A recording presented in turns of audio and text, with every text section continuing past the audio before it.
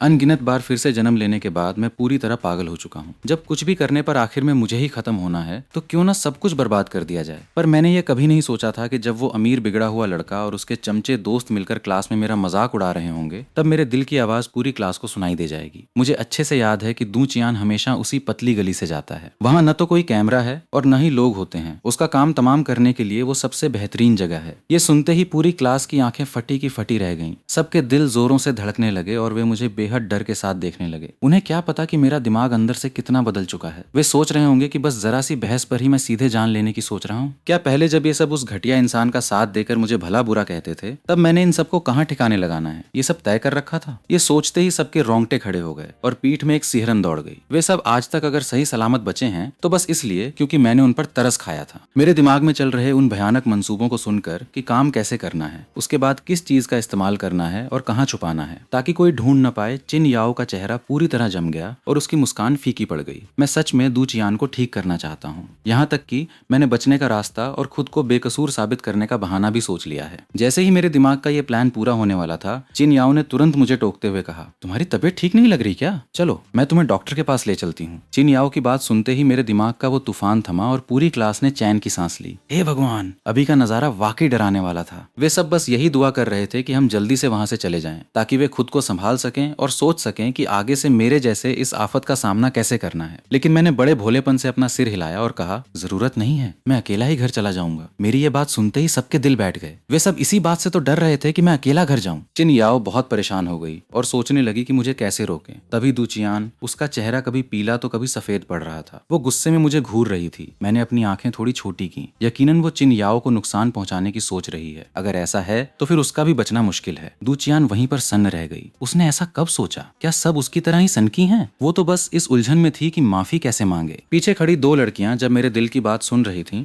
तो डर के मारे उनकी तो जान ही निकल गई। उनमें से एक ने घबराकर दू चियान की पीठ पर जोर से हाथ मारा और कहा, जो कहना है जल्दी कहो, इतना क्यों झिझक रही हो? ये बोलने के बाद कहीं मैं कोई गलत फहमी न पाल लूं, उसने जबरदस्ती अपने चेहरे पर एक प्यारी सी मुस्कान लाई। चिन शुओ दोस्त, हमने अभी दू चियान को अच्छे से डांटा है। उसे अपनी गलती का एहसास हो गया है और वो तुमसे माफी मांगने आई है। इतना कहकर उसने फिर से दू चियान को गुस्से से घूरा और जल्दी करने को कहा। दू चियान को मजबूरी में आगे आना पड़ा और वो बोली, चिन शुओ, मुझे माफ कर दो। मुझे सिर्फ एक तरफ की बात सुनकर बिना कुछ जाने समझे तुम्हारे खिलाफ नहीं बोलना चाहिए था। मैं तुमसे सच में माफी मांगती हूँ, मुझे माफ कर दो। ये कहते कहते दू चियान का चेहरा शर्म से बिल्कुल लाल हो चुका था। वो जुबान से तो माफी मांग रही थी लेकिन दिल से उसे अपनी कोई गलती नहीं लग रही थी। उल्टा वो अपने मन में चिन परिवार को कोस रही थी कि चिन शुओं को छोड़कर इस परिवार में कोई भी अच्छा इंसान नहीं है। बाकी सब लोग भले ही दू चियान के दिल की बात नहीं सुन पा रहे थे लेकिन उसका ये बिना मन का नाटक देखकर सबको लग रहा था कि ये लड़की खुद अपनी मुसीबत बुला रही है। अरे दीदी, थोड़ा तो सब्र करो, अपनी जान बचाने के लिए कम से कम अच्छी एक्टिंग तो कर लो। जब पूरी क्लास में सन्नाटा छाया हुआ था तभी मेरे दिमाग की आवाज फिर से गूंज उठी। मैं बिना किसी हाव भाव के दू चियान को देख रहा हूँ। मुझे वो और उसके साथ की दोनों लड़कियां बेहद अजीब लग रही हैं। दू चियान जैसी लड़की माफी मांगे ये तो तभी मुमकिन है जब सूरज पश्चिम से निकले। कुछ तो गड़बड़ है। और ये सोंगी और सूची, क्या ये दोनों कभी मेरा साथ देने वाली लड़कियां हैं? खैर, दू चियान तो वैसे भी जाने वाली हैं। अगर दो और लोग अचानक गायब हो गए तो शक बढ़ जाएगा। अच्छा होगा कि मामला थोड़ा शांत होने का इंतजार करूं और फिर सोंगी और सूची को देखने का मौका ढूंढूं। ये सुनते ही सोंगी और सूची के होश उड़ गए। उन्होंने बड़ी मुश्किल से एक बार नेकी करने की सोची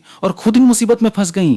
दू चियान का चेहरा गुस्से से लाल पीला हो गया। उसने तो माफी मांग ली थी, अब ये और क्या चाहता है? हिम्मत है तो सामने आए। क्या वो उससे डरती है? ज्यादा से ज्यादा क्या होगा, दोनों साथ में खत्म होंगे। 18 साल बाद वो फिर से एक बहादुर इंसान बनकर पैदा होगी। क्लास मॉनिटर ने जब दू चियान का चेहरा देखा तो वो समझ गया कि मामला बिगड़ने वाला है। इससे पहले कि वो कुछ बोलती, मॉनिटर ने तेजी से आगे बढ़कर उसका मुंह दबा दिया। अरे चिन शुओ दोस्त, तुम्हारी तबीयत ठीक नहीं थी ना? तुम्हें छुट्टी चाहिए थी? तुम जल्दी जाओ। चिन याओ, तुम भी अपने भाई के साथ जाओ, हमें इसे अकेले भेजने में चिंता हो रही है। उसने ये कहते हुए चिन याओ को आंखों से इशारा किया कि वो मुझ पर कड़ी नजर रखे। वो नहीं चाहता था कि मैं सच में रास्ते में छुपकर दू चियान का इंतजार करूं। चिन याओ ने तुरंत सिर हिलाया और इससे पहले कि मेरे दिमाग में फिर से कोई बुरा ख्याल आता वो मुझे अपनी जान बचाकर भागने की तरह क्लास से बाहर ले गई। हमारे जाते ही दू चियान ने मॉनिटर का हाथ झटक दिया और चिल्लाई, उसमें हिम्मत है तो आए, क्या मैं उससे डरती हूँ? मॉनिटर का सिर दर्द से फटने लगा था। चिन शुओ और चिन शुओ का मामला उनके परिवार का आपसी मामला है। इसमें बाहरी लोग क्यों टांग अड़ा रहे हैं? वो हर बार सबसे आगे रहकर चिन शुओ के लिए मुश्किलें खड़ी क्यों करती हैं? और हर बार चिन शुओ ही उससे रोना रोता है। उसने खुद अपनी आंखों से चिन शुओ को कब परेशान करते देखा है? तुम्हारे कहने का क्या मतलब है? क्या छोटा शुओ झूठ बोल रहा है? दूचियान का गर्म मिजाज तुरंत भड़क उठा। वहाँ का माहौल बेहद गड़बड़ हो गया। सब लोग कभी दूचियान को देखते, कभी मॉनिटर को,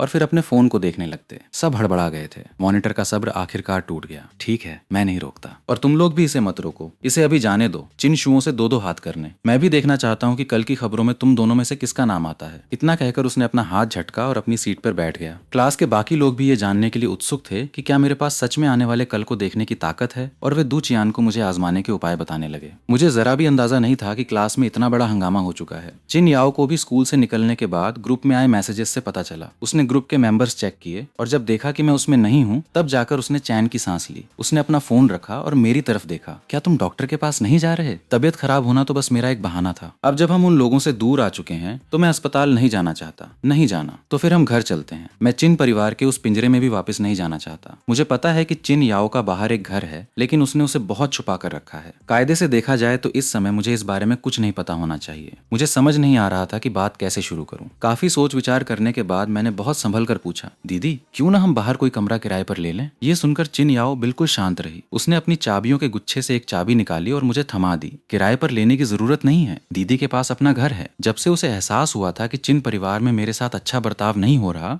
तब से वो जानती थी कि ऐसा दिन जरूर आएगा। एक बड़ी बहन होने के नाते वो नहीं चाहती थी कि जब उसका भाई वहां से निकलना चाहे तो उसके पास जाने की कोई जगह ना हो। इसलिए उसने सबसे छुपाकर ये घर खरीदा था। दीदी मुझे कितना अच्छे से समझती हैं। मेरे दिल में अपनेपन का एहसास जाग उठा। भले ही कहानी का अंत नहीं बदला जा सकता, लेकिन जब तक मैं चिन याओ की हिफाजत कर सकता हूँ तब तक सब ठीक है। चिन याओ के चेहरे पर एक हल्की सी मुस्कान आ गई, ये देखकर कि उसका वापस स्कूल जाने का कोई इरादा नहीं है। मुझे भी दूचियान को ठीक करने का ख्याल कुछ समय के लिए छोड़ना पड़ा, लेकिन मैं चिन याओ के साथ साय की तरह रहूंगा। अगर दूचियान ने आने की हिम्मत की तो मैं उसे वापस जाने लायक नहीं छोड़ूंगा। अगले दिन जब मैं क्लास में पहुंचा तो लगभग सभी लोग आ चुके थे। सबकी निगाहें बार बार मेरी तरफ घूम रही थीं। वहां दूचियान कहीं दिखाई नहीं दी। मेरे चेहरे पर एक मुस्कान आई और तुरंत गायब हो गई। मैं बिना किसी हाव भाव के अपनी सीट पर गया, आंखें बंद की और पूरी दुनिया शांत हो गई। जल्द ही क्लास की घंटी बजी और मैं सीधा होकर बैठ गया, लेकिन मेरा दिमाग थोड़ा शांत था। और जैसे ही वो शांत होता है, चीजें काबू से बाहर होने लगती हैं। 8 से ज्यादा बज चुके हैं। अगले 2-2.5 घंटे में दूचियान का खेल खत्म होने वाला है। दिल की इस जानी पहचानी आवाज को सुनते ही पूरी क्लास चौंक गई। अगर उन्हें पता चल जाए कि मुझे मालूम है कि दूचियान आज खत्म होने वाली है और फिर भी मैं उसे आगाह नहीं कर रहा, तो वे पक्का मुझे पत्थर दिल कहेंगे। ये बात तो सबके मन में चल रही थी, लेकिन कल की बात के बाद वे ये भी समझ चुके थे कि मेरा खुद उसके खिलाफ कुछ न करना ही बहुत बड़ी नरमी थी। अब वे मुझसे उसे बचाने की उम्मीद कैसे रख सकते थे? मैंने अपनी पलकें झुकाई और धीरे से बेंच पर सिर रखकर शांति से आंखें बंद कर लीं। पूरी क्लास उलझन में पड़ गई। बस इतना ही? असली बात कहाँ है? कम से कम कुछ और तो हिंट दो। तभी अचानक मेरे दिल की आवाज फिर गूंजी, लेकिन किसी को बचाने का फायदा ही क्या है? मैंने दूचियान को इतनी बार बचाया, लेकिन वो फिर भी नहीं बची। मैंने चिन याओ की तरफ देखा और मेरी आंखों में गहरा दर्द उतर आया। चिन याओ, मैं आखिर ऐसा क्या करूं जिससे तुम्हारी जान बच जाए? मुझे सच में समझ नहीं आ रहा कि मैं क्या करूं। मैंने सारे तरीके आजमा कर देख लिए, लेकिन मैं फिर भी तुम्हें नहीं बचा पा रहा हूं। मुझे माफ कर देना, मैं सच में किसी काम का नहीं हूं। ये बात सुनकर न सिर्फ चिन याओ बल्कि बाकी सब भी हैरान रह गए। इस अचानक मिली बड़ी खबर ने जैसे सबके होश उड़ा दिए। इस समय रेस कोर्स के एक कोने में बैठी दूचियान का दिल जोरों से धड़क रहा था। कल से ही उसे मुझे देखकर एक अजीब सा डर लग रहा था। खासकर मेरे दिल की उन बातों ने तो उसे डरा ही दिया था। उसे अजीब सा लगने लगा था कि शायद वो आज का दिन न देख पाए। ये सोचकर दूचियान पूरी तरह घबरा गई। उसने अपने फोन को कसकर पकड़ रखा था, जैसे वही उसकी आखिरी उम्मीद हो। उसने तुरंत ग्रुप को रिफ्रेश किया। मेरा एक बड़ा अंदाजा है चिन शुओ की बातों का जो मतलब निकल रहा है। क्या तुम्हें नहीं लगता कि वो ऐसी चीजों से पहले भी कई बार गुजर चुका है? उसने न जाने कितनी बार चिन याओ और दूचियान को बचाने की कोशिश की, पर हर बार नाकाम रहा। भले ही सबको पहले से शक था, लेकिन जब किसी ने इस बात को खुलकर कहा तो सब दंग रह गए और गहरी सांस लेने लगे। मेरी बातों को जोड़कर अब वे सच में इस बात पर यकीन करने लगे थे कि मैं फिर से जन्मा हूँ, और वो भी कई बार। ये बात भले ही अजीब थी, लेकिन इस अजीबो गरीब बात में एक अजीब सा सच भी छिपा था। इस बात को सोचकर सबके रोंगटे खड़े हो रहे थे, लेकिन इस पूरे माहौल को बनाने वाला मैं आराम से बेंच पर सिर रखे सो रहा था, जैसे मुझे किसी चीज से कोई वास्ता ही न हो। ग्रुप में लोग फिर से पागलों की तरह टैग करने लगे। क्या बात निकलवाने की सोच रहे हो? दूचियान वाली बात भूल गए क्या? मैं तुम्हें समझा रहा हूँ। अगर चिन शुओ सच में कई बार वापस आया है तो बात निकलवाते समय ज्यादा सीधा मत बनना, उसे पक्का शक हो जाएगा। और जहां तक दूचियान का सवाल है तो उसमें जानने जैसा बचा ही क्या है। उसने सब साफ साफ कह तो दिया कि दूचियान का बचना मुश्किल है। सब लोग अभी बातें कर ही रहे थे कि मैं अचानक अपनी सीट से उठ खड़ा हुआ। मेरी आंखें खोई खोई सी थीं और मैं एक परछाई की तरह क्लास से बाहर जाने लगा। मेरे जाते ही सब खुलकर बातें करने लगे। इसे क्या हुआ? क्या ये वॉशरूम गया है? चिन याओ, क्या तुम्हें पता है कि चिन शू अस्पताल में भर्ती है? अचानक एक आवाज गूंजी। चिन याओ ने बिना किसी खास ध्यान के जवाब दिया, मैं घर नहीं गई, मुझे नहीं पता। सामने वाला शख्स चिन याओ को शक भरी नजरों से देख रहा था। ये चिन शुओ का काम तो नहीं है ना? ये सुनकर चिन याओ मुस्कुराई, लेकिन उसकी आंखों में एक अजीब सी ठंडक थी। तुम लोग तो सब सुन सकते हो ना? उसका पूरा ध्यान इस समय मुझ पर और दू चियान पर है। उसके पास चिन शुओ दूसरे भाई के लिए फुर्सत नहीं है। बात तो सही थी, लेकिन सामने वाले को फिर भी यकीन नहीं हो रहा था। तो फिर चिन शुओ अस्पताल कैसे पहुंचा? चिन याओ ने उसकी तरफ देखना बंद कर दिया।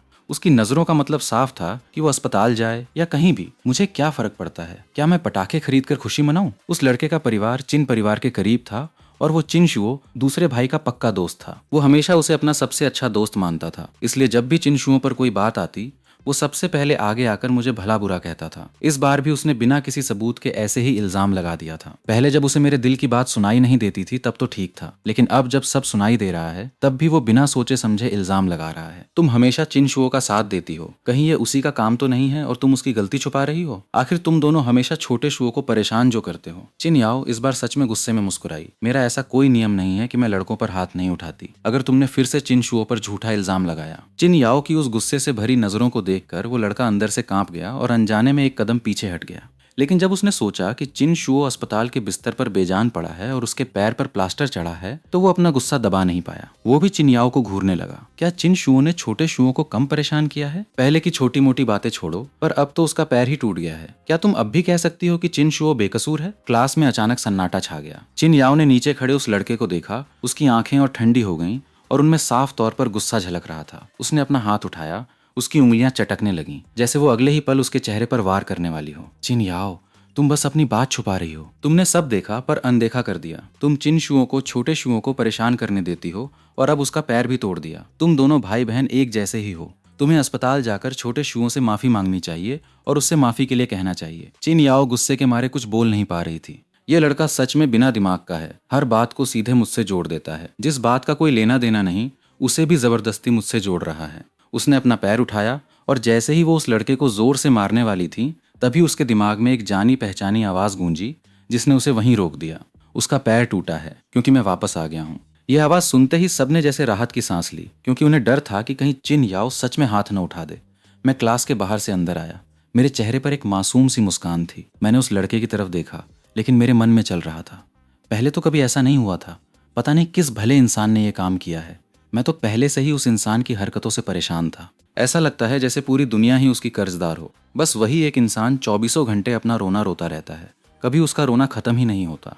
उसका ये बर्ताव सच में बेहद चिढ़ पैदा करने वाला है। अब अच्छा हुआ, पैर टूट गया, बिल्कुल सही हुआ। अचानक मुझे अपने पिछले जन्मों के वे भयानक पल याद आने लगे जो सिर्फ उस इंसान की वजह से हुए थे। मेरे दिमाग में जैसे कोई ताकत सब कुछ बिखेर रही थी। मेरा गुस्सा बढ़ता जा रहा था और सोचने समझने की शक्ति धीरे धीरे खत्म हो रही थी। उस इंसान ने उसे सीधे खत्म क्यों नहीं कर दिया? क्या ये सब लोग अंधे हैं? वो बस 2 आंसू बहा देता है और सब मान जाते हैं। अगर ये आंखें किसी काम की नहीं हैं, तो मैं किसी दिन इन सब की आंखें ही बाहर निकाल दूंगा, ताकि किसी को उसका वो रोता हुआ चेहरा न देखना पड़े। और हाँ, तुम्हारी कोई हैसियत नहीं है। अगर तुमने याओ याओ को नुकसान पहुंचाने की जरा भी कोशिश की, तो चाहे मुझे कितनी ही बार वापस आना पड़े, मैं तुम्हें खत्म कर दूंगा। मैंने तुम्हें इतनी बार ठीक किया है, मैं तुम सबको इसके साथ खत्म कर दूंगा। तुम सबको खत्म होना होगा, सबको। पूरी क्लास में जैसे सन्नाटा पसर गया। एक गहरे डर ने सबकी सांसें रोक दी थीं। क्लास में बिल्कुल खामोशी थी, लेकिन मेरे चेहरे पर अब भी एक मासूम और सीधे साधे पड़ोस के लड़के जैसी मुस्कान खेल रही थी। पर अजीब बात यह थी कि मेरा ये मासूम चेहरा और मेरे दिल की ये बातें दूसरों के दिमाग में किसी चेतावनी की तरह गूंज रही थीं, जिससे उनकी कंपी छूट रही थी। क्योंकि वे अब जाकर समझ चुके थे कि मैं सच में न जाने कितनी बार इन सब परिस्थितियों से गुजर चुका हूँ और हर बार उस घटिया इंसान को सबक सिखा चुका हूँ। सबसे बड़ी बात यह थी कि मेरे पास हर चीज को नए सिरे से शुरू करने की ताकत है। मेरे लिए ये सब बस एक खेल जैसा है, लेकिन उनके लिए नहीं। उनके पास तो बस यही एक जिंदगी है। ये सोचते ही सामने खड़े उस लड़के का चेहरा सफेद पड़ गया। उसके पैर कांपने लगे और वो तुरंत अपनी सीट पर गिर पड़ा। मैंने धीरे से अपनी दीदी चिन याओ के कंधे पर हाथ रखा और कहा, दीदी आप गुस्सा मत होइए, इसने मुझ पर पहली बार झूठा इल्जाम नहीं लगाया है, मुझे तो अब आदत हो चुकी है। मेरी ये बात सुनते ही उस लड़के का चेहरा किसी बेजान इंसान जैसा हो गया। चिन याओ ने अपने होंठ भींच लिए और वो बेहद दुखी होकर मुझे देखने लगी। उसके मुंह से एक शब्द नहीं निकला। इसके तुरंत बाद मेरे दिल की एक प्यारी सी आवाज फिर गूंजी, चाहे कुछ भी हो जाए, याओ याओ हमेशा बिना सोचे समझे मेरा ही साथ देगी। ऐसी प्यारी दीदी की हिफाजत मैं भला क्यों ना करूं। चिन याओ ये सुनकर भी दिल से खुश नहीं हो पा रही थी। वो चाहती थी कि मैं एक आम इंसान की तरह रहूं, न कि बाहर से सीधा और अंदर से इतना अशांत। लेकिन क्लास के बाकी बच्चे ऐसा नहीं सोच रहे थे, बल्कि वे हमारे इस गहरे भाई बहन के रिश्ते को देखकर थोड़े हैरान थे। पर तभी सबको एक अजीब सा एहसास हुआ, क्या ये लड़का थोड़ा ज्यादा ही जुनूनी नहीं है। सबके रोंगटे खड़े हो गए। कोई अपना फोन निकालकर मदद बुलाने ही वाला था कि तभी मेरे दिल की एक और ठंडी आवाज उनके दिमाग में गूंजी। मेरी इतनी प्यारी दीदी को परेशान करके कोई उसे गुस्सा कैसे दिला सकता है। मैंने मुस्कुराते हुए अपनी नजरें पूरी क्लास पर घुमाई और आखिर में मेरी नजर पोंग गुआंग पर जाकर टिक गई। अगर पहला सबक दू चियान के लिए था तो दूसरा निशाना पोंग गुआंग को बनाते हैं। पोंग गुआंग की आंखें फटी की फटी रह गईं। बस एक सवाल पूछने की वजह से मैंने उसका खेल खत्म करने की सोच ली थी। मैंने उसकी तरफ कोई ध्यान नहीं दिया। तुम बार बार याओ याओ को परेशान करते हो, तुम इतने मतलबी कैसे हो सकते हो। क्या तुम उस घटिया इंसान के इशारों पर नाचते हो जो उसकी हर बात इतनी वफादारी से मानते हो। अगले ही पल मैंने झटके से अपना हाथ उठाया और मेरे हाथ में जो डिवाइडर राउंडर था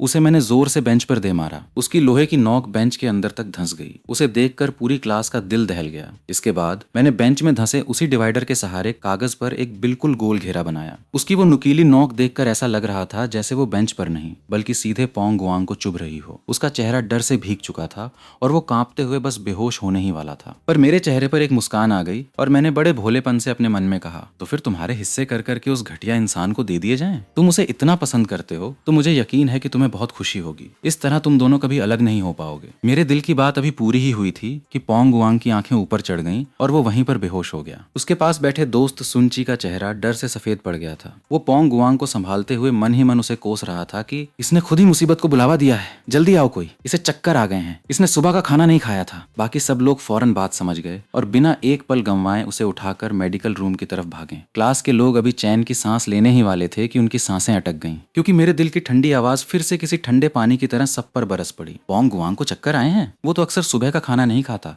इस हिसाब से तो उसे पहले ही सैकड़ों बार बेहोश हो जाना चाहिए था। सबने सोचा गड़बड़ हो गई, इसने पकड़ लिया। जब सबकी जान हलक में अटकी हुई थी तब मैंने अजीब तरीके से अपना सिर हिलाया और खुद से ही बात करने लगा। वैसे आजकल उसके माता पिता उसे पढ़ाई के लिए बाहर भेज रहे हैं ना, वो जाना नहीं चाहता तो कहीं ये उसका कोई नाटक तो नहीं है ताकि उसके घर वाले मान जाएं। मुझे तो यही सही लग रहा है। ये सोचकर मैंने वाकई उस बात को वहीं छोड़ दिया। क्लास के बच्चों को तब जाकर समझ आया कि वे अपनी छोटी मोटी चालाकियों से बच निकलने की जो सोच रहे थे वो सब बेकार है। असल में उनका बचना या न बचना पूरी तरह से मेरे मूड पर निर्भर करता था। इसके तुरंत बाद क्लास के ग्रुप में इन बातों को लेकर खलबली मच गई। उसके टुकड़े करके उस घटिया इंसान को देना, ये तो बहुत ज्यादा अजीब है। लेकिन पोंग गुआंग भी तो बेवकूफ है। ये जानते हुए भी उसने मुसीबत मोल ली। इस सब के सामने तो पैर का नुकसान होना बहुत छोटी बात लगती है। हाँ, किसी का खेल खत्म करने से तो ये बहुत बेहतर है। जैसे ही लोगों को अपने इस बदले हुए विचारों का एहसास हुआ, उनकी पीठ में एक सिहरन दौड़ गई। वे अनजाने में मेरे ही विचारों से सहमत हो रहे थे। इसी बीच दू चियान ने ग्रुप में तेजी से टाइप करना शुरू किया। छोटे शुओं का जो भी नुकसान हुआ है वो पक्का इसी का काम है, उसके अलावा कोई ऐसा नहीं कर सकता। इस पर सब चुप रहे।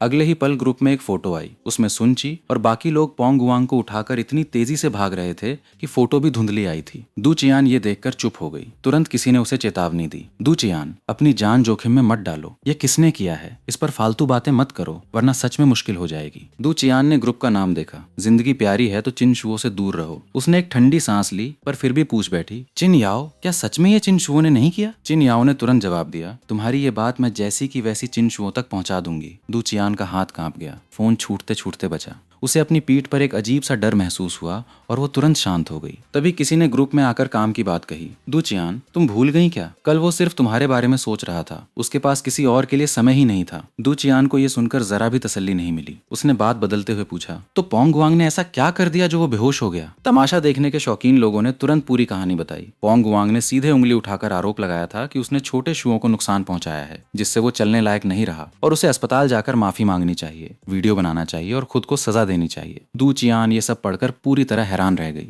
वो पिछली सारी चेतावनियों को भूल गई और उसके दिमाग में बस एक ही बात घूम रही थी कि छोटा शुओ अब चल नहीं पाएगा। वो एक नासमझ की तरह कोने में बैठकर दर्द से कराह रहा था। बड़े बड़े आंसू उसके फोन के स्क्रीन पर गिर रहे थे। उसने कांपते हाथों से उन्हें पोंछा, पर तभी उसे ग्रुप में एक और हिला देने वाला मैसेज दिखा। पोंग गुआंग ने बताया कि उसकी वे सारी बातें सुनने के बाद भी चिन शुओ मैन ने मुस्कुराते हुए उसकी बात मान ली। मेरा वो चेहरा इतना मासूम था कि जैसा उसने कहा मैंने बिल्कुल वैसा ही सीधे बच्चों की तरह स्वीकार कर लिया। ये जानकर दू चियान का दिल बैठ गया। उसने गुस्से और डर में अपने दांत भींचे और टाइप किया। तो फिर उसके दिल में क्या चल रहा है? अगले ही पल जो जवाब उसे मिला उसने उसे अंदर से बिल्कुल ठंडा कर दिया। वह कुछ खास नहीं सोच रहा था, बस यही हिसाब लगा रहा था कि पोंग गुआंग के टुकड़े करके उस घटिया इंसान के सामने रख दिए जाएं, और अगर पोंग गुआंग से बात न बने तो तुम्हें भी बातों में फंसाकर उस घटिया इंसान के आगे कर दिया जाए। ये पढ़कर दू चियान और फूट फूट कर रोने लगी। गुस्से और डर के मारे उसने सीधे ग्रुप में सबको टैग करते हुए लिखा, चलो हम सब पैसे इकट्ठा करके किसी से इस चिन शुओ का काम तमाम करवा देते हैं। ऐसे इंसान के साथ क्लास में होना ही मेरी सबसे बड़ी बदकिस्मती है। वो खुद तो कुछ करने की हिम्मत नहीं रखती थी, इसलिए दूसरों का सहारा लेना चाहती थी। लेकिन वो भूल गई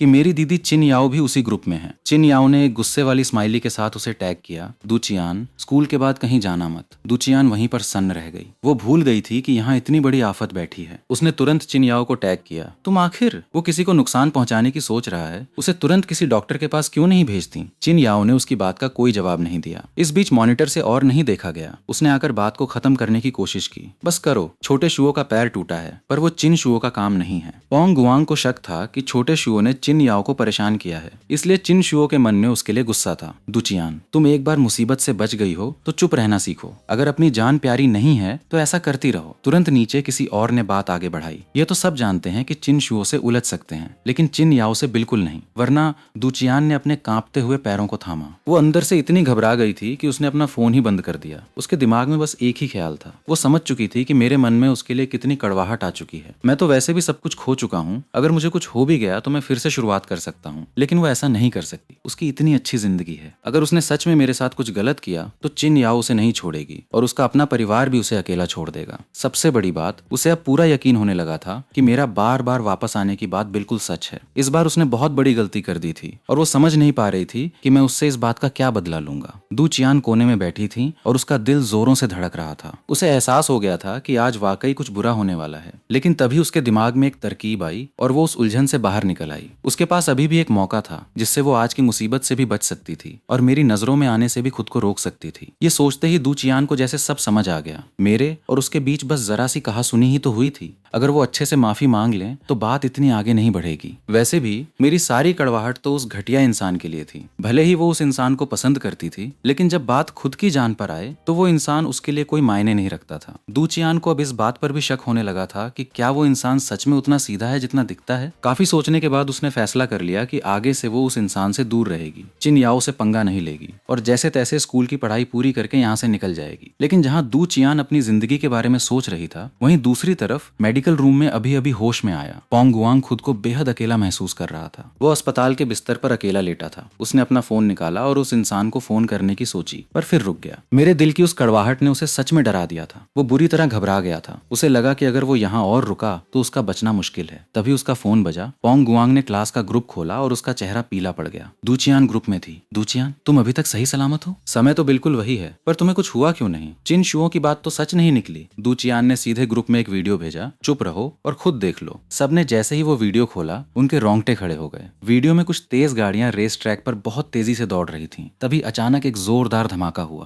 पहली गाड़ी वहीं पर पलट गई और पीछे से आ रही दो गाड़ियां खुद को संभाल नहीं पाईं और सीधे उस आग के गोले में जा घुसीं। आग की लपटें आसमान छूने लगीं। गाड़ियों के अंदर से चीखने, चिल्लाने और मदद मांगने की दर्दनाक आवाजें आ रही थीं, जिन्हें सुनकर ही दिल कांप जाए। तीनों गाड़ियां धू धू कर जल रही थीं। तभी दू चियान, वहाँ कई गाड़ियां हादसे का शिकार हो गई हैं, मैं पहले नीचे जाकर देखती हूँ। ग्रुप में तुरंत हंगामा मच गया। तुम पागल हो क्या? भूल गई कि तुम्हारे बारे में क्या बात हुई थी? अगर मैं तुम्हारी जगह होता तो वहाँ से दूर भाग जाता। तुम खुद वहाँ मुसीबत को बुलावा देने जा रही हो। ग्रुप की इन बातों ने दू चियान की बची कुची हिम्मत भी तोड़ दी। वो सोच भी नहीं पा रही थी कि अगर उसने मेरी बात न मानी होती और अगर वो उस रेस की गाड़ी में बैठ गई होती तो इस समय उसका क्या हाल होता। दू चियान के पैर पूरी तरह कांपने लगे। उसके चेहरे का रंग उड़ गया। वो सामने लगी उस भयानक आग को देख रही थी और कांपते हुए स्टैंड का सहारा लेकर वहीं बैठ गई। वो खुद को इस बारे में सोचने से रोक रही थी, पर जितना सोचती उतना ही डर बढ़ता जाता। तभी उसने नीचे देखा। क्लास के ग्रुप में जैसे बातों का सैलाब आ गया था। मुझे इस बात पर पूरा भरोसा है। कोई चिन याओ को टैग करो और कहो कि वो चिन शुओ को लॉटरी का टिकट दिलाने ले जाए। अगर जीत गए तो थोड़ा हिस्सा हमें भी दे देना। इसका मतलब चिन शुओ हम सबके अंजाम के बारे में जानता है। कोई मेरे लिए भी पूछ लो कि मेरा आने वाला कल कैसा होगा। ज्यादा चालाकी मत करो। अगर चिन शुओ को पता चल गया कि हम उसके दिल की बात सुन सकते हैं तो कल हम सब बड़ी मुसीबत में आ जाएंगे। ये पढ़कर ग्रुप में कुछ देर के लिए सन्नाटा छा गया, लेकिन जल्द ही दू चियान को टैग करते हुए एक मैसेज आया। आया, दू चियान, अगर आज चिन शुओ न होता तो तुम मुसीबत में पड़ जाती।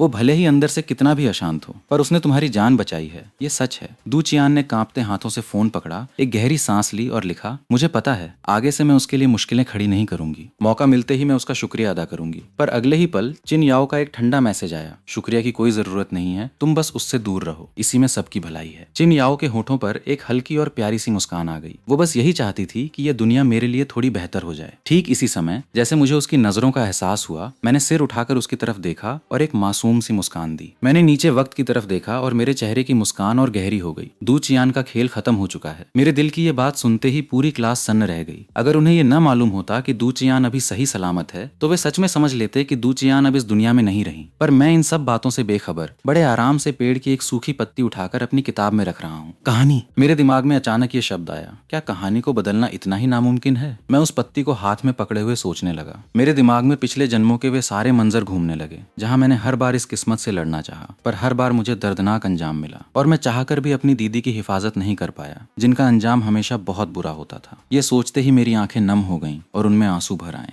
आओ आओ, मैं इस बार पक्का तुम्हारी हिफाजत करूंगा, पर तुम प्लीज मेरे लिए अपनी जान दांव पर मत लगाना। तुम इतनी नासमझ क्यों बन जाती हो? मैं तो अपनी जिंदगी से कब का थक चुका हूँ। मैं बस तुम्हें खुश और सुरक्षित देखना चाहता हूँ। चिन याओ की पलकें झपकना बंद हो गईं और उसका दिल जोर से बैठ गया। वो मेरे लिए अपना सब कुछ दांव पर लगाने को तैयार थी। ठीक इसी समय मेरे आंसू उस पत्ती पर गिर गए। धूप की किरणें मेरे इस उदास पर जिद्दी चेहरे पर पड़ रही थीं, जिसे देखकर किसी का भी दिल पिघल जाए। पर अगले ही पल मैंने झटके से अपने हाथ उठाए, अपने आंसू पोंछे और उस पत्ती को वापस किताब में रख दिया। ये आखिरी बार है याओ याओ, हम एक आखिरी कोशिश और करेंगे, बस एक आखिरी बार। मैंने अपनी दीदी की तरफ देखा। मेरी नजरों में एक अजीब सा इरादा था। अगर इस बार भी हम अपनी किस्मत नहीं बदल पाए तो मैं इस पूरी दुनिया को ही खत्म कर दूंगा। मेरे दिल से निकली ये आवाज बेहद ठंडी और डरावनी थी। अगर इस दुनिया को बस उसी घटिया इंसान के इशारों पर ही चलना है तो आगे जब भी मेरा नया जन्म होगा मैं सबसे पहले उसी का काम तमाम करूंगा। फिर देखता हूँ कि ये दुनिया कैसे चलती है। मुख्य किरदार हीरो होने से क्या होता है, किस्मत का साथ होने से क्या होता है। जब दुनिया ही नहीं रहेगी तो उसकी कोई हैसियत नहीं होगी। मेरी इस खौफनाक सोच ने क्लास के ग्रुप में जैसे तहलका मचा दिया। ये मैंने क्या सुन लिया? कहानी, मुख्य किरदार, कहीं ये वैसा तो नहीं है जैसा मैं सोच रहा हूँ? कैसा? साफ साफ बताओ ना। किसी ने तो अपने कमरे की किताबों की अलमारी की फोटो भेजकर लिखा कि उसने आज तक ऐसी कोई कहानी नहीं पढ़ी। ग्रुप में फिर से सन्नाटा छा गया। तभी सू चियान नाम की लड़की ने घबराते हुए तेजी से टाइप किया, इसका मतलब वो घटिया इंसान इस दुनिया का मुख्य किरदार हीरो है और ये पूरी दुनिया उसी के इर्द गिर्द घूमती है। हे भगवान, अगर ध्यान से सोचें तो ये सच ही लगता है। जब भी उसकी बात आती है हम सब अपनी समझ खोकर उसी का साथ देने लगते हैं। क्या ये सामान्य बात है? वो इंसान तो उस अमीर परिवार का नकली बेटा है और मैं असली बेटा हूँ, तो इस हिसाब से असली बेटा होने के बाद भी चिनशुओं को बस एक मामूली किरदार बना दिया गया है। ये बात सामने आते ही सबके रोंगटे खड़े हो गए। चिनशुओं ने कहा कि उसने कई बार उस इंसान को सबक सिखाया और खुद भी नुकसान उठाया। उसके मन में बहुत गुस्सा है। शायद मुख्य किरदार से टकराने की वजह से ही उसका ऐसा अंजाम हुआ। ये कोई असल जिंदगी नहीं है, ये तो किसी किताब जैसी कहानी लग रही है। इसका मतलब हम सब बस मामूली किरदार एनपीसीज हैं। पर अब जब हमें ये समझ आ रहा है तो ये थोड़ा रोमांचक नहीं लग रहा? क्या खाक रोमांचक है? तुम्हें डर नहीं लग रहा क्या? जब हम बार बार जन्म लेने और दिल की बात सुनने जैसी बातें मान चुके हैं तो ये दुनिया एक कहानी जैसी है। इस बात को मानना भी उतना मुश्किल नहीं है। पर तभी किसी ने एक बड़ा सवाल उठाया, अगर वही इस कहानी का मुख्य किरदार है तो क्या हमें अपनी भलाई के लिए उसी का साथ नहीं देना चाहिए? ग्रुप में एक बार फिर सब चुप हो गए। बात में दम तो था। चिनशुओ इतनी बार वापस आने के बाद भी कुछ नहीं बदल पाया तो उसके करीब रहने से कहीं हमारा भी नुकसान न हो जाए। इसलिए शायद मुख्य किरदार का साथ देना ही बेहतर होगा। पर वो चिनशुओ बहुत गुस्से वाला है, उससे उलझना ठीक नहीं। फायदे से ज्यादा अपनी जान बचाना जरूरी है। क्यों न उससे कुछ बातें निकलवाने की कोशिश की जाए। कैसे? वो बहुत सतर्क रहता है। हमारी एक भी गलत बात से उसे शक हो जाएगा। दोपहर की छुट्टी होने तक वे किसी नतीजे पर नहीं पहुंच पाए। क्लास के लोग अपने अपने घर जाने लगे। बस चिन याओ, मैं और वेन किंगयान, हम तीनों ने स्कूल के पास ही एक छोटे से होटल में खाना खाया। देखते ही देखते दोपहर की छुट्टी खत्म हो गई। क्लास में मैं बेंच पर सिर रखे गहरी नींद में सो रहा था और स्कूल की घंटी बजने पर भी मुझे कोई फर्क नहीं पड़ रहा था। लेकिन आज हमारी क्लास में एक अजीब सा सन्नाटा था। इतनी शांति थी कि टीचर भी हैरान हो रहे थे कि क्या ये वही क्लास है जहाँ बच्चे हमेशा शोर मचाते रहते थे। भले ही क्लास में पूरी खामोशी थी, लेकिन मुझे अच्छे से पता था कि उस ग्रुप में जिसका नाम जिंदगी प्यारी है तो चिनशुओ से दूर रहो था। बातों का तूफान आया हुआ था। वे सब पक्का ग्रुप में पागलों की तरह मैसेज कर रहे होंगे। अरे सुनो, जब मैं दू चियान को देखेगा तो उसका क्या रिएक्शन होगा? चिनशुओ को तो पक्का यकीन है कि दू चियान अब इस दुनिया में नहीं है। मैं तो बस उसका चेहरा देखना चाहता हूँ जब वो उसे सही सलामत देखेगा। ग्रुप में सब मजे ले रहे होंगे। खुद दू चियान ने भी ग्रुप में आकर लिखा, तुम सबका बहुत बहुत शुक्रिया। दरअसल सुबह की क्लास बंक करने के बाद दू चियान दोपहर को जानबूझ जानबूझकर क्लास में वापस आ गई थी। वो बस ये देखना चाहती थी कि जब मुझे पता चलेगा कि वो जिंदा है तो मेरे चेहरे के हाव भाव कैसे होते हैं। आखिर मैंने किसी यमराज की तरह उसके खत्म होने का ऐलान जो किया था। अब जब उसकी सोच से अलग नजारा सामने था तो सिर्फ दू चियान ही नहीं, पूरी क्लास अपनी सांसें रोके इंतजार कर रही थी। लेकिन मैं तो घोड़े बेचकर सो रहा था, मेरे जागने के कोई लक्षण नहीं थे। पूरी क्लास के लोग बस दांत पीसकर मुझे सोते हुए देखते रहे। आखिरकार क्लास खत्म होने की घंटी बजी और मैं जाग गया। सबके अंदर जैसे एकदम से फुर्ती आ गई, पर वे जबरदस्ती अपना सिर घुमाकर ऐसा नाटक करने लगे जैसे मेरी तरफ देख ही न रहे हों। मैंने पहले टीचर को जाते हुए देखा, तभी दूचियान के पीछे बैठी लड़की ने उसे जोर से लात मारी और आंखों से इशारा किया। मैंने देखा कि दूचियान हिम्मत जुटाकर उठी और मेरे पास वाले रास्ते से पूरे 3 बार चक्कर काटकर गुजरी, पर मैंने उसकी तरफ एक नजर उठाकर भी नहीं देखा। पूरी क्लास में सन्नाटा छाया हुआ था। तभी चिन याओ अपनी हंसी नहीं रोक पाई। उसकी हंसी से मैं एकदम से होश में आया और मैंने चिन याओ की तरफ देखा, पर मेरी नजर ठीक बीच में खड़ी दू चियान पर जाकर टिक गई। उसे देखते ही मैं पूरी तरह सन्न रह गया। ये नामुमकिन है। जब तक मुझ जैसे सब कुछ जानने वाले इंसान ने मदद न की हो, दू चियान का जिंदा बचना तय ही नहीं था। मैं न जाने कितनी बार वापस आ चुका हूँ। अगर मैं खुद बीच में न आता तो दू चियान आज पक्का नहीं बचती। लेकिन ऐसा कैसे हुआ? वो आज कैसे बच गई? मेरी आंखों में वो हैरानी और अविश्वास देखकर दू चियान को बड़ा मजा आ रहा था। उसने ऐसा नाटक किया जैसे उसने कुछ देखा ही नहीं और अपने दांत दिखाते हुए हंसते हंसते अपनी सीट पर वापस चली गई। लेकिन मैं उसकी पीठ को लगातार घूर रहा था और मेरे मन में तूफान चल रहा था। ये नहीं हो सकता। दू चियान का जिंदा रहना नामुमकिन है। दू चियान का चेहरा और खिल गया। ऐसा लग रहा था जैसे वो खुशी के मारे वहीं नाचने लगेगी। मैंने अपनी पलकें झुका ली ताकि मेरे दिमाग में चल रही कशमकश किसी को न दिखे। पिछले कई जन्मों में उन कुछ मौकों को छोड़कर जब मैंने खुद उसे बचाया था, वो हर बार आज ही के दिन हादसे का शिकार होती थी। मुझे समझ आ गया कि कहानी में कुछ तो बदलाव हुआ है। किसी ने बीच में दखल दिया है, पर वो कौन है? वो घटिया इंसान तो अभी अस्पताल में है, तो वो तो पक्का नहीं हो सकता। क्या मेरे अलावा कोई और भी है जो जानता था कि दू चियान के साथ कुछ बुरा होने वाला है? क्या किसी ने उसे पहले ही आगाह कर दिया था, जिसकी वजह से वो आज रेस ट्रैक पर गई ही नहीं? मेरी तीखी नजरों की वजह से वो अपनी सीट पर बैठी बैठी कांप रही थी और उसकी पीठ ठंडी पड़ रही थी। पर अगले ही पल मैंने खुद ही अपनी बात को गलत मान लिया। नहीं, ऐसा नहीं हो सकता। दू चियान जैसी नासमझ लड़की को कोई आम इंसान नहीं रोक सकता। अगर कोई उसे आगाह भी करता तो वो उसे उल्टा डांट देती और अपनी जिद पर अड़ी रहती। मेरी नजरें किसी एक्सरे मशीन की तरह दू चियान को समझने की कोशिश कर रही थी। क्या दू चियान भी मेरी तरह वापस आई है? नहीं, ये भी नहीं हो सकता। उसका जो डरपोक स्वभाव है, अगर वो वापस आई होती तो अब तक डर के मारे कांप रही होती। तो फिर असली वजह क्या है? दू चियान का चेहरा गुस्से से काला पड़ गया। क्या मतलब डरपोक लड़की? और मैं अब भी दू चियान की पीठ को लगातार घूरे जा रहा था। मुझे कुछ समझ नहीं आ रहा था। मैंने सैकड़ों बातें सोच ली, पर मेरे दिमाग में ये बात बिल्कुल नहीं आई कि वो सिर्फ इसलिए बच गई क्योंकि उसने मेरे दिल की बातें सुन ली थीं और पहले ही खतरे से दूर हो गई थीं। जब सबको लगा कि मैं असली वजह तक नहीं पहुंच पाया हूं, तो पूरी क्लास ने राहत की सांस ली। इतनी बार वापस आने वाले मेरे जैसे इंसान का खौफ ही कुछ ऐसा था। पर उनकी ये राहत ज्यादा देर नहीं टिकी, क्योंकि मेरे दिल की आवाज फिर गूंजी। रात को घर जाकर मैं दू चियान का फोन और कंप्यूटर हैक करूंगा। मुझे देखना ही होगा कि आखिर गड़बड़ कहाँ हुई है। ये सुनते ही दू चियान के आगे जैसे अंधेरा छा गया। उसकी जान ही निकल गई। वो मन ही मन रोने लगी। भगवान के लिए रात को मेरे पीछे मत पड़ो, मुझसे गलती हो गई, सच में बहुत बड़ी गलती हो गई। मैं इतनी जल्दी वापस आकर अपनी खुशी क्यों जता रही थी? इससे अच्छा तो 2 दिन अस्पताल में ही आराम कर लेती। मॉनिटर ने बहुत तेजी से काम किया और दू चियान को उस ग्रुप से बाहर निकाल दिया और उसे प्राइवेट मैसेज किया कि अपनी चैट हिस्ट्री तुरंत साफ कर दे। ग्रुप में फिर से हंगामा मच गया। चिन शुओ हैकर भी है? इतनी बार वापस आने के साथ साथ उसके पास ऐसी काबिलियत भी है? अब तो खेल खत्म। अगर आगे हमने खुद को किसी मुसीबत से बचाया तो वो एक एक करके हम सबका फोन और कंप्यूटर हैक कर लेगा। कोई रोने लगा। कहानियों में तो ऐसा नहीं लिखा होता। तभी किसी ने ठंडे दिमाग से बात संभाली। शायद ऐसा नहीं होगा। हमारे साथ वो सिर्फ दू चियान और उस रेस वाले ग्रुप की जांच करेगा। ये बात सच भी थी। हमारी क्लास में भले ही अलग अलग तरह के लोग थे, पर सबके अपने छोटे छोटे ग्रुप बने हुए थे। दू चियान जैसी लड़की दूसरों की नकल करने की कोशिश करती थी, पर वो उन लोगों के ग्रुप का हिस्सा नहीं थी। लेकिन उन सबको ये नहीं पता था कि मेरा असली मकसद दू चियान है ही नहीं। मैं उस किरदार को देख रहा था जिसका आज अंत होना तय था। मेरे मन में एक नया ख्याल तेजी से बढ़ने लगा। अगर मेरे बिना कुछ किए भी दू चियान बच सकती है, तो क्या इस मुश्किल हालात में मेरी दीदी याओ याओ के लिए भी कोई उम्मीद की किरण जाग सकती है? इस बात ने सच जानने के मेरे इरादे को और पक्का कर दिया। अगर वो इस मुसीबत से बच सकती है तो दीदी क्यों नहीं? अब तो दू चियान का सिर फटने लगा था। उसका मन कर रहा था कि वो खुद को एक जोरदार चांटा मारे कि उसने इतनी बड़ी बेवकूफी क्यों की। बस एकमात्र अच्छी बात ये थी कि मैं इस समय सिर्फ सच जानना चाहता हूँ, किसी को नुकसान पहुंचाना नहीं। वहीं दूसरी तरफ उस खुफिया ग्रुप में सब बुरी तरह घबराए हुए थे। चिन शुओ कहीं इतना शातिर तो नहीं कि उसे पता चल जाए कि हम उसके दिल की बात सुन रहे हैं। आगे से हमें और संभल कर एक्टिंग करनी होगी। कोई भी उससे सीधे बात मत करना, वरना उल्टा फंस जाओगे। उधर दू चियान के सिर पर आफत मंडरा रही थी। उसने तुरंत अपनी सारी चैट हिस्ट्री बिल्कुल साफ कर दी। ये सब करने के बाद उसने अपनी सहेली के फोन से ग्रुप चैट पर नजर डाली। वहाँ सैकड़ों बिना पढ़े मैसेजेस देखकर उसका दिल जोरों से धड़कने लगा। उसने क्लास में चारों तरफ देखा, सब लोग बिना किसी हाव भाव के अपने फोन को देख रहे थे।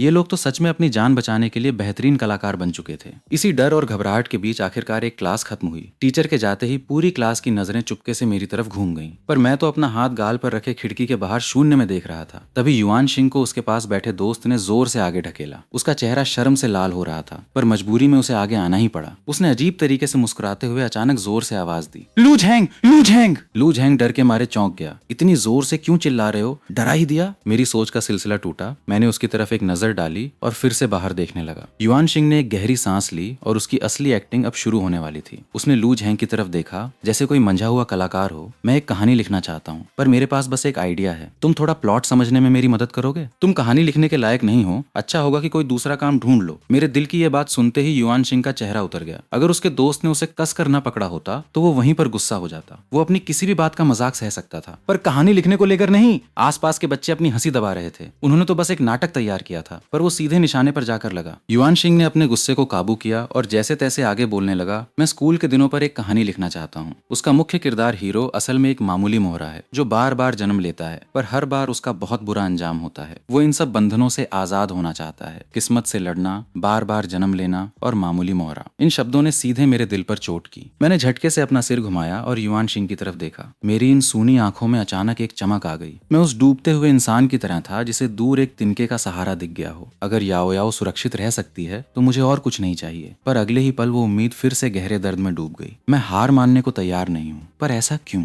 आखिर क्यों किसी की जिंदगी पहले से तय होती है? बस इसलिए क्योंकि वो घटिया इंसान मुख्य किरदार है। हम सबको उसकी खुशी के लिए अपना सब कुछ कुर्बान करना होगा। मैं इस किस्मत को नहीं मानता। मैं अचानक खड़ा हो गया, पर मेरा मन अंदर से बहुत उदास था। मामूली मोहरा? हमारी पूरी क्लास में वैन किंगयान को छोड़कर कौन ऐसा है जो अमीर और रसूखदार नहीं है? पर फिर भी कौन अपनी किस्मत से बच पाया? आखिर में सबका परिवार बिखर गया और सबका बहुत बुरा अंजाम हुआ। दू चियान अगर इस बार बच भी गई तो उससे क्या फर्क पड़ता है? आखिर में तो उसका अंत भी वैसा ही हुआ था। मेरे इसके बाद की बातें कोई साफ नहीं सुन पाया। सब पर जैसे बिजली गिर गई थी। सबका दिमाग सुन्न हो चुका था। वे सब के सब बस मामूली मोहरे थे। जो लोग अभी तक मजे ले रहे थे, उनके चेहरों की मुस्कान गायब हो गई। ये कैसे मुमकिन है कि पूरी क्लास का अंजाम इतना बुरा हो? वे इस बात को झुठलाना चाहते थे, पर वे जानते थे कि मेरे दिल से निकली एक एक बात बिल्कुल सच है। ये न जाने कितनी बार की हकीकत थी जो मैं बयां कर रहा था। यहाँ मौजूद एक एक इंसान, सबका बहुत बुरा अंत होने वाला था। पर ऐसा क्यों? इसकी कोई तो वजह होगी। इस बीच चिन याओ और वैन किंगयान को छोड़कर, जो पहले से ही सब जानती थी, क्लास का हर एक बच्चा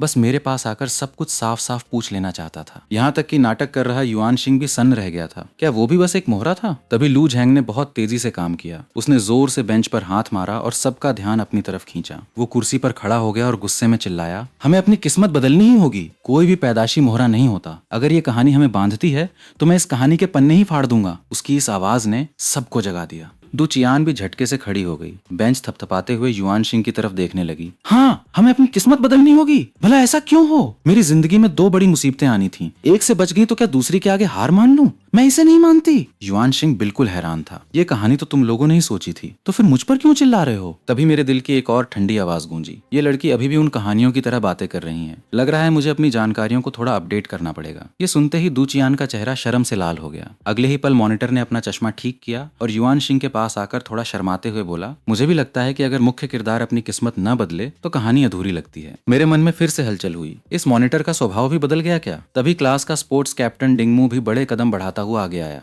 उसने स्टाइल से अपने बाल पीछे किए और कहा, हालात से, दुनिया से और मुश्किलों से लड़ने का अपना ही मजा है। अगर कोशिश ही न की तो जिंदगी का क्या फायदा? तुम सही कह रहे हो ना युवान सिंह दोस्त? युवान सिंह का चेहरा अजीब सा बन गया और वो मजबूरी में मदद के लिए चिन याओ की तरफ देखने लगा। चिन याओ ने शर्माते हुए अपना सिर झुकाया। हाँ, शायद ऐसा ही हो। मेरे दिमाग में ढेरों सवाल उठने लगे। ये सब मिलकर अचानक क्या नौटंकी कर रहे हैं? और इसमें याओ याओ भी क्यों शामिल हो गई? याओ याओ अंदर से और असहज हो गई। आखिर किसी को भी जब ये पता चलेगा कि वो बस एक मामूली मोहरा है तो वो शांत कैसे रह सकता है? युवान सिंह ने राहत की सांस ली और उम्मीद से मॉनिटर की तरफ देखा। मॉनिटर? तो फिर मुख्य किरदार अपनी किस्मत कैसे बदलेगा? इस शहर के सबसे बड़े और रसूखदार परिवार के वारिस होने के नाते मॉनिटर की बात का क्लास में बहुत वजन था और इस समय वो सबकी आखिरी उम्मीद बन चुका था। मॉनिटर ने थोड़ा सोचा और कहा, एक एक रास्ता है। कहानी में ऐसा दिखाया जा सकता है कि मुख्य किरदार बाकी सभी किरदारों के साथ हाथ मिला लें। जब सब साथ होंगे तो ताकत बढ़ेगी और शायद सब मिलकर आखिर तक सुरक्षित रह पाएं। पर मेरे दिल की आवाज ने एक बार फिर उनकी उम्मीदों पर पानी फेर दिया। ये लोग तो सच में बड़े ध्यान से इस कहानी पर चर्चा करने लगे। मॉनिटर अभी बहुत नासमझ है। मुझे उसका ये सुझाव जरा भी पसंद नहीं आया। तुरंत किसी और ने उसकी बात काटते हुए कहा, मुझे ये ठीक नहीं लग रहा, कुछ और सोचते हैं। क्यों ना ऐसा दिखाया जाए कि बाकी सभी किरदारों को अचानक अपनी किस्मत का सच पता चल जाता है। वे आने वाली मुसीबत से बच निकलते हैं और आखिर में खुद ही बाजी पलट देते हैं। क्या ये हूबहू उनके अपने हालात जैसी बात नहीं थी? मेरे दिल की आवाज सुनकर सब सचेत हो चुके हैं। आगे चलकर जब भी मुझ पर कोई मुसीबत आएगी, मैं पक्का उनकी मदद का बदला चुकाऊंगा।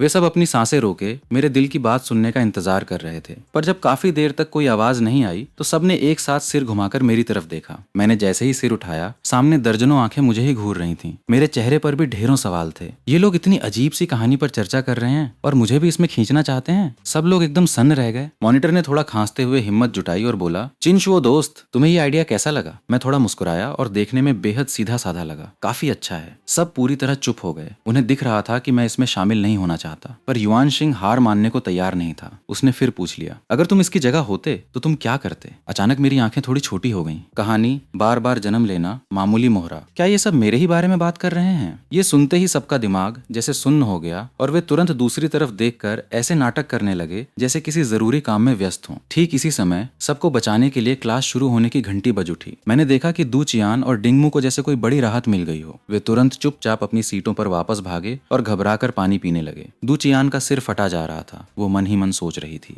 जब तक चिन शुओं को कोई परेशान न करे वो शांत रहता है, पर अगर उसे चिन याओ के साथ हुए उस हादसे की याद आ गई तो वो फिर से गुस्से में आ जाएगा। हमें कोई ऐसा तरीका ढूंढना होगा जिससे वो उन पुरानी बातों को याद न करे और उसे हम पर शक भी न हो। ये काम उसके लिए बहुत मुश्किल था। उसे लग रहा था कि इससे अच्छी तो कोई मुश्किल क्लास ही अटेंड कर लेती। क्लास में फैले इस खौफ को देखकर चिन याओ अपनी हंसी नहीं रोक पाई। शांत क्लास में उसकी हंसी की आवाज साफ सुनाई दी। सब उसे ऐसी नजरों से देखने लगे जैसे गुस्सा तो बहुत आ रहा हो पर कुछ बोल नहीं सकते। पर मैं पूरी तरह उलझन में था। याओ याओ, तुम्हारा मूड आज बहुत अच्छा लग रहा है, क्या हुआ है? चिन याओ को जैसे कुछ एहसास हुआ। बाकी सब लोग अपना मुंह दबाकर अपनी हंसी रोक रहे थे, जिससे उनके चेहरे लाल हो रहे थे। वेन किंगयान ने चिन याओ के पास जाकर धीरे से कहा, याओ याओ, क्यों ना तुम भी कोई कहानी लिखना शुरू कर दो। ये सुनते ही चिन याओ ने शर्माते हुए उसकी गर्दन पकड़ ली। मुझे दिख रहा है कि आजकल तुम्हारी हिम्मत कुछ ज्यादा ही बढ़ गई है। ये नजारा देखकर मेरी आंखों में एक चमक आ गई। याओ याओ आखिरकार खुश तो है। पर इससे पहले कि मैं अपनी बात पूरी करता, चिन याओ झटके से वेन किंगयान से दूर हट गई, जैसे उसका हाथ किसी गर्म चीज पर पड़ गया हो। उसने मेरी तरफ मुड़कर बात काटी, पिताजी का फोन आया था, उन्होंने हमें एक बार घर बुलाया है। ये बोलते ही चिन याओ को पछतावा हुआ। मेरी आंखों की वो चमक तुरंत गायब हो गई। वो अच्छे से जानती थी कि मुझे उस घर से कितनी नफरत है, इसलिए उसे तुरंत अपनी बात पर अफसोस हुआ। पर तभी टीचर क्लास में आ गए। वो बस मुझे बेंच पर सिर रखकर सोते हुए देखती रहीं, क्योंकि मैं सोकर ही इस दुनिया से खुद को अलग कर सकता था। जैसे ही छुट्टी की घंटी बजी, हमारे घर की गाड़ी पहले से ही स्कूल के गेट पर खड़ी हमारा इंतजार कर रही थी। हम दोनों गाड़ी में बैठ गए। पूरे रास्ते बिल्कुल सन्नाटा था। चिन याओ चुपके से मुझे देख रही थी। शुक्र था कि ड्राइवर मेरे दिल की आवाज नहीं सुन सकता था। पर इस समय उसे एक और बड़ी चिंता सता रही थी।